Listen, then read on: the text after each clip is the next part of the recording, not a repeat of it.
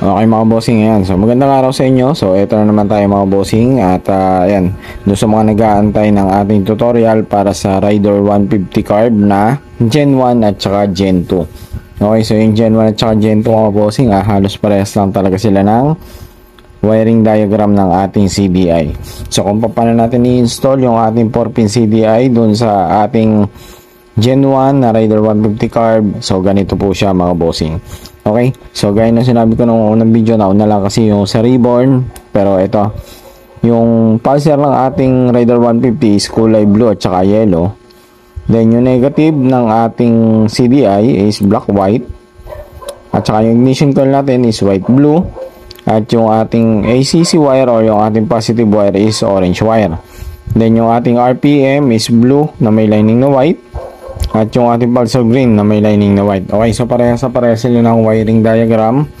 Color coding pala mga boss. So parehas sila ng color coding. So yung tayo lang ng bawat pole doon sa CDI yung pagkakaiba.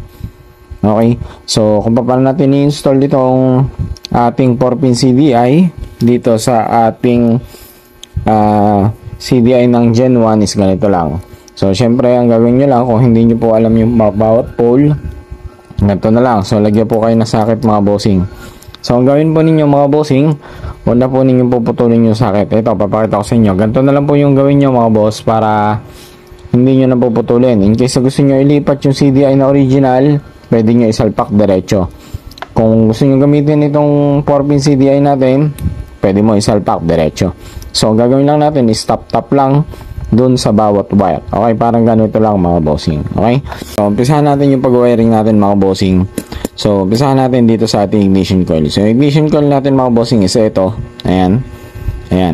So ang hanap natin ng ignition coil, so yung wire nitong ating 4-pin CDI, itatap po ninyo dito sa ating white na may lining na blue.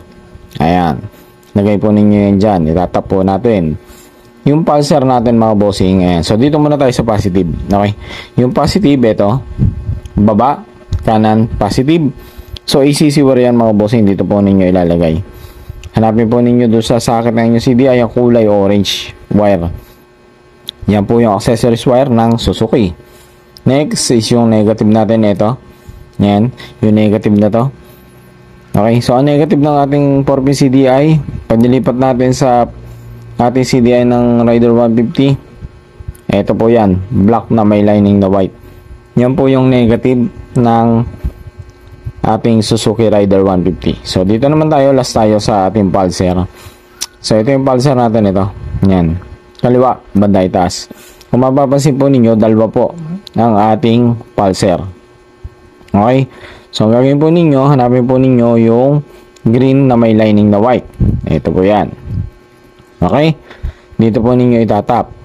Okay, so testingin po natin. So kung halimbawa, testingin po ninyo, meron kasing instances na nangyayari na okay na, gumagana siya. Pero mga bossing, kapag hindi po yan gumana, ayan, yung pulser natin, nilagay nyo na dito. So pag hindi pa rin lumabas yung kuryente sa dulong bahagi ng ating ignition coil, itong blue na may lining na yellow mga bossing, tapan po ninyo ito ng negative. Okay, yan lang po. Pero merong instances man, gumagana naman siya ng wala ng negative. Okay, so disadvantage lang kapag kayo naka 4-pin CDI na adjustable CDI mga bossing, hindi po natin mapapagana ang ating RPM. Okay, so yung ating tachometer do sa ating dashboard, hindi po siya gagana. Okay, so yun lang yung pagkakaiba niya. So pagkakaiba niya sa Gen 1 at Gen 2 at Reborn, ayan, dalawa yung kulay ng pulser na pumasok sa CDI natin. Kaya kung mapapansin nyo, halos 6 na pole ng CDI ay puno.